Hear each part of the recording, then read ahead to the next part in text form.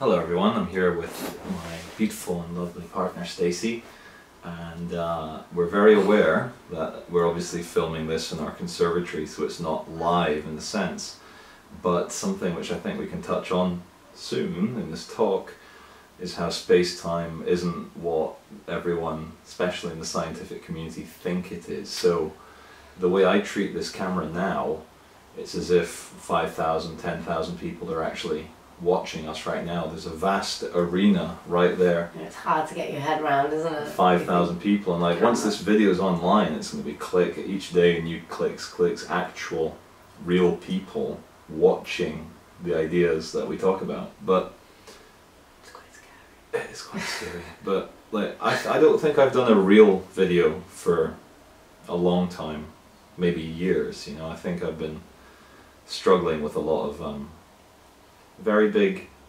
psychological issues and ego problems, identification with the ego as the self instead of understanding, as I started saying 5 years ago, as I've known since I was a little boy, that our true self is so much more like intricate, complicated, beautiful, and made of pure love. And like I've been sore for a long time, and it's manifested in my body, in my spine, in my guts, in the medication I have to take, and just constant pain, also psychological pain of like, you know, not understanding how lucky I am to have the things I have, and my family and my kids and my partner Stacey, who I call my wife because we've got 2 kids together, you know, and it's strange, but I just wanted to introduce it like that,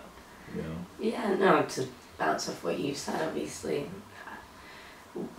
everybody's going through their own psychological issues, and anybody that claims that they're not is either so deep in them they can't see them or lying. So, you know, everybody's going through that. But one thing that I'll say, because I followed your work from early days, as you know, we're saying it's scary to think people you've never met have watched your videos. Well, before I ever met you, I'd watched your videos and you didn't know I existed. But I knew you existed, so I got an insight into your life that you could never possibly have had into my life. Mm-hmm. But even then, it's the tip of the iceberg, and in a sense always remembering it's what you're volunteering to show us. That's how it started. Yeah. But with the age of information, we're all learning important lessons, not just about the world at large and human nature, but ourselves individually, and that's giving us a better perspective on human nature as a whole. It's able to record absolutely everything, you know, even just on Facebook. For me, I don't have a YouTube channel with, you know, tens of thousands of subscribers that see my everything. And even then, people that aren't subscribed that have seen what I've done. I've got my Facebook, and I've got people on there, for example, that I don't necessarily even know. Just, you know, social networking, but I've got posts and memories and things that I look back and cringe at. Just cringe, not even that really make me feel shameful, because I've at least volunteered that. Whereas with you, and you see even now, not to digress, but to bring in an example of this happening at the moment, is somebody like Hannah Rose, people have heard of. She very quickly became quite popular within the same sort of circles that you were popular in. But her elevation was very quickly snapped by the fact that people did early on start digging into her past, looking, as everyone does, every time somebody does something that's, you know, a stir or is brave, people just want to, who aren't brave enough, have a dig. So they find something to try and make you feel the shame they feel inside, you know what I mean? To go, see, you're not so brave now, just like me, know your place. That's the energy of it.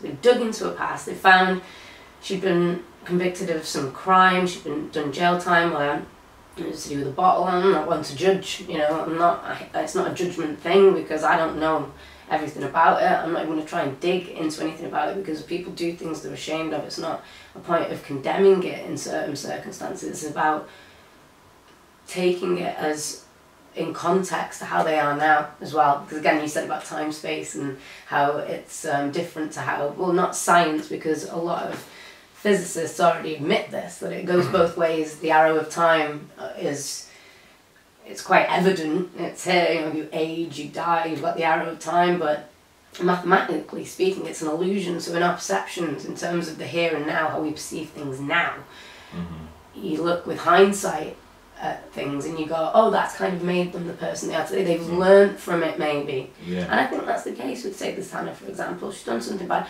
and and the reaction of it, instead of getting more depressed and more, this is me, I'm a criminal, and being like, you know, set in a way about it, she's used it as any person should, as a way, as we all do, to evolve, you know, to become a better person, to learn from it. And people are attacking her for that. Anyway, the basic thing is, I can understand fully, just from being with you for the 2 years, which is a short period in comparison to how long you've been doing this, but also seeing what this Hannah's going through, and even myself having certain things, not just, it is within this circle, but I think it's from the minute I fully, because I've always been interested in these things, kind of put my life on a path of really going there to explore consciousness, you know, experimenting, taking myself into circumstances and places with unusual people, doing unusual things. And once you commit to that, you have to go through that dark night of the soul.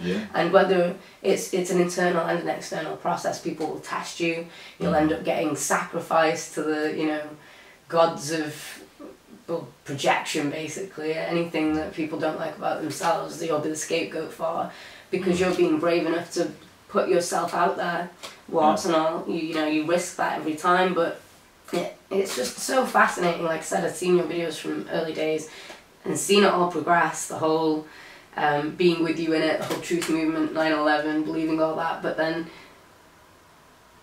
being able also at the same time to see that it is a sphere, it is its own little subculture to its own, unto itself, you know, and there is truth outside of that, there is reality is outside of that, you know, it's not, because that in itself, the whole conspiracy movement, whatever you want to call it, I'm not even going to try and put a label on it because there's so many things it encompasses, and I don't want to throw the baby out the bathwater, because I totally believe a lot of the stuff that's out there. I just think it's always a filter problem or a rhetoric problem or whatever. It's hard to explain. So basically, I think the progression that from conspiracy theorist to how you are now has been painful, but it's also been about a valuable lesson to people who are able to see past the, you know, the details and the narrative of it all and see the pattern, and that you putting out that evolving warts and all has given other people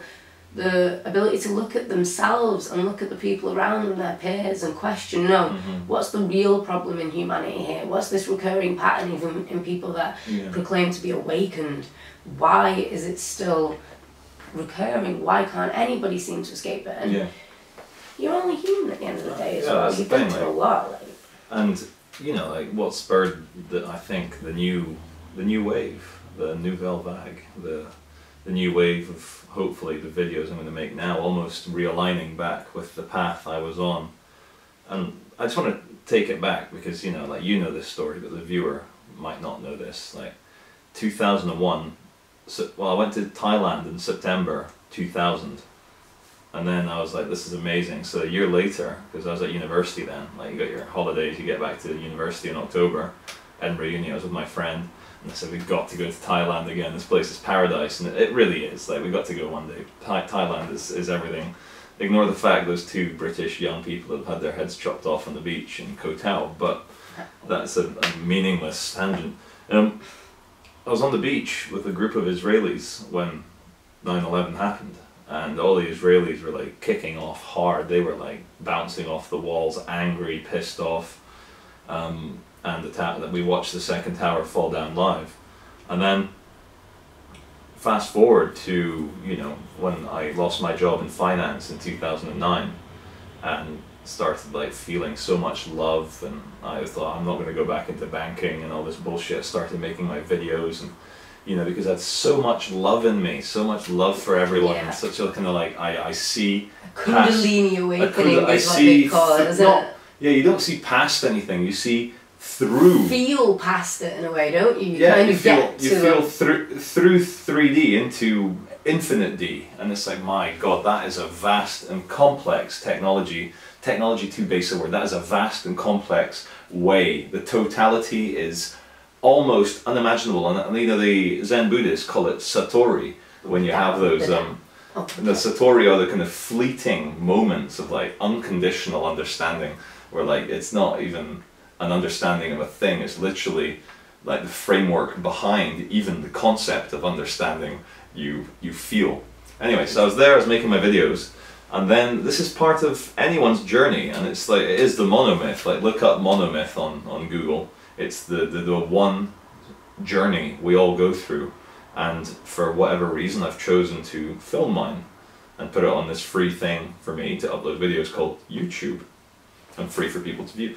And so I started doing that, and then, you know, because I do believe in the power of the totality as a conscious being, went to New York, of course it was the BBC, they said like, come and see this, and I literally saw through the paranoia and the fear, and I saw that, you know, of course there's always going to be complications behind the scenes, CIA, who knew what phone call, you know, it could go on forever. It's literally a fractal, and you could like spend your life like Alex Jones doing the deep research, yeah, and then you go on one forever. document leads to That's three. why it's the rabbit hole, isn't And that's it? why he has to hold like kind of 4,000 pages of A4 on his desk and slam them up and down because he's done the deep research. So, but I went through that and I saw that like there's enough in the world. But I'm not gonna look. Let's not get fixated on one thing here. What I'm trying to say is that the backlash from my awakening to, you know, my truth, that it wasn't as, you know, Alex Jones or David Icke try and explain it. It was something a lot more simple and equally as hateful. Yeah. So, but anyways, the backlash kind of was so vicious, and it destroyed my ego. It destroyed my kind of, even also the loving part, it kind of put a massive spell on it, like a kind of curse on me, the hatred, which then, but then I kind of made a conscious decision 3 years ago. I said, well, I can either fade away into insignificance, and I made a very wrong choice. I chose to meet the darkness head on and become darkness and say, well, you know, it's all an illusion, let's just fucking play the devil. Nihilism, yeah. Let's play the devil and like, let's fuck with people's heads. And so lucky for me, and again, this is evidence, clear evidence of like a much greater power than we can possibly imagine, the unsayable Tao of reality. Make sure you check your privilege before you say this. In what way? Just go on, tell me what you're going to say. All right, yeah. Tell me what you're going to say. So luckily, you know, alongside my kind of hatred, I had this profound love for my 2 children, and, you know, the profound love for you. Family. And there's a basis, a family from it. So, you know, it's Phoenix rising from the kind of destroyed ashes of fucking my soul. And then, you know, to be, you know, very open about it, like, we've been fighting a bit, you know, we have arguments, like, I'm sure many couples that might watch this, or many individuals watching this, you fight, you argue, you fucking scream, you slam doors, you act like a spoiled, angry child, and you have a tantrum, except when you're an adult, it's a lot uglier. Well, yeah, well, I think as well, you've got to take into account the fact that we did, being total hippies, riding the wave of, you know, living light, and we did fall into a relationship very quickly and did end up having to navigate having children, living together, and getting to know each other properly all at once. Yeah. So that in itself was bad enough, let alone the background white noise that everyone, like you said, has when everybody fights, especially when you've got young kids. You know, it's totally different to having a relationship when you don't have young kids or kids at all. It's just... But what I found from the kind of profound hatred that I was deeply in is like truly what they say, like, be careful when you stare into the abyss, because the abyss stares into you. And the abyss, because I thought I was playing, I thought I was above it all. This is a trick of the ego. I thought I was above it all. I could play this like devil Lucifer character and, like, you know. But did you consciously think that at the time? I mean, was it something that you consciously thought and then it came into the way you were, or was it something that as you were in that energy you'd catch it that you were doing that? Well, if I try and like rationalize it or like spiritualize it, what happened was my ego tricked me into thinking it was my true self, being conscious of it, saying, yeah, I can go back in, when in fact it was a very wounded ego, desperate to maintain its glory And all that hatred I felt was literally a flip side from all the love I felt from a lot of people. And so I kind of, a wounded, pathetic animal thought I was, and then that's why, you know, you've had the kind of car crash videos of the last 2 years, and the kind of shittiness of it is because I haven't been myself. And then the other night when we had a horrible argument, and I literally was in the most despairing horror I've ever been in. But then, this is the craziness, again, that phoenix. It literally collapsed. All the aims of the ego, do you know where it took me? Pretty much, you know, being such an asshole that I almost lost my family. That's where your ego will take you. You know, your lust for power, for greed, for status. It will all get you to the point where you you value your not appearance, but your status and your material above your emotional connections with the people around you, which is the only thing that actually exists that means anything.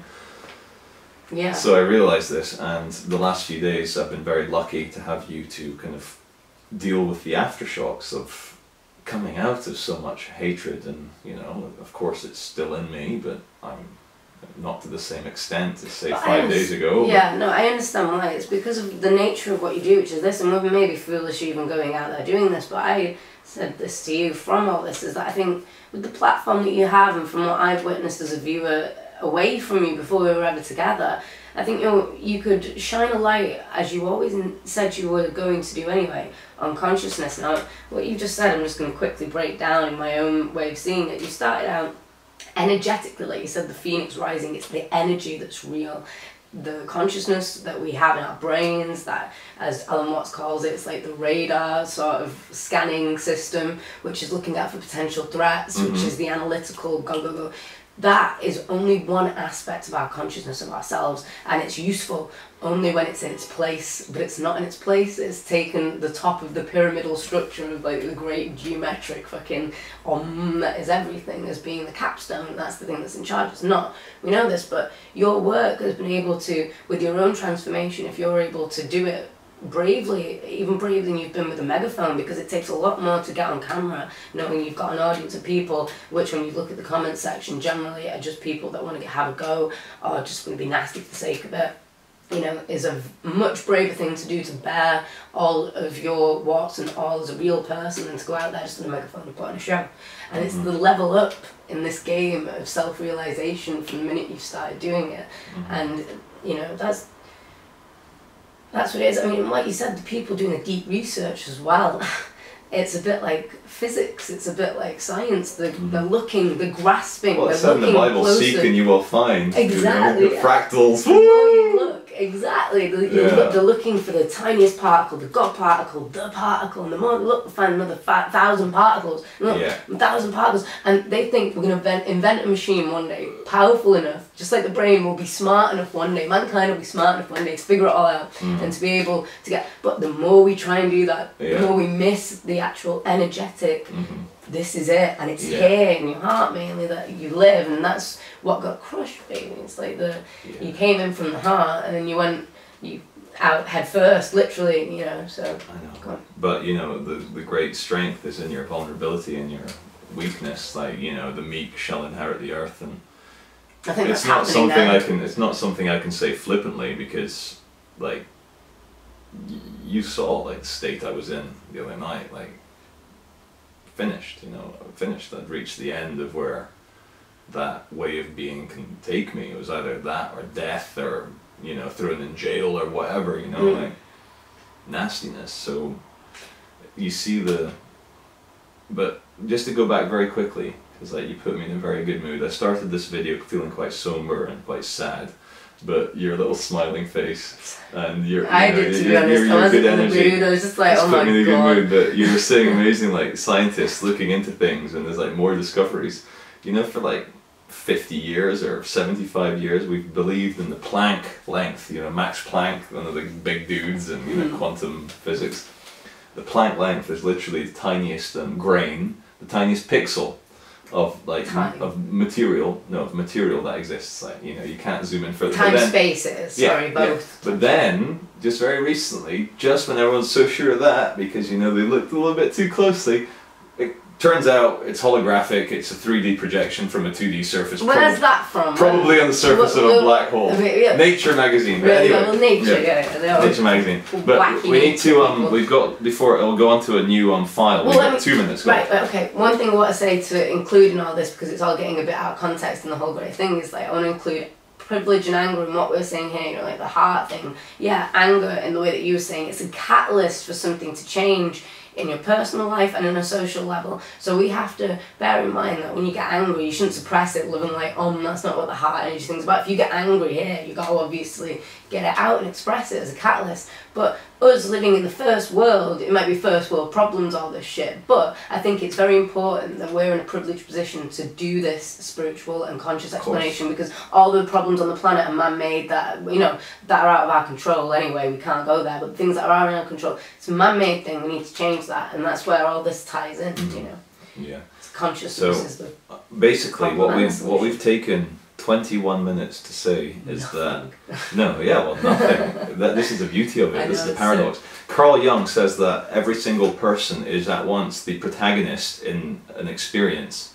They're there, but they're also an extra in a much greater, vaster thing. And the other night, you know, kind of calming down and hugging and kissing Stacy, I felt it, you know, that moment of Satori. And I just want to end by saying that what we've been trying to say is that it's everything always, it's infinite, it chooses love, and it's the same choice you can make, because consciousness is about choices, and it chooses love and it will reward you, and that is the meaning of everything behind the totality. Thank you.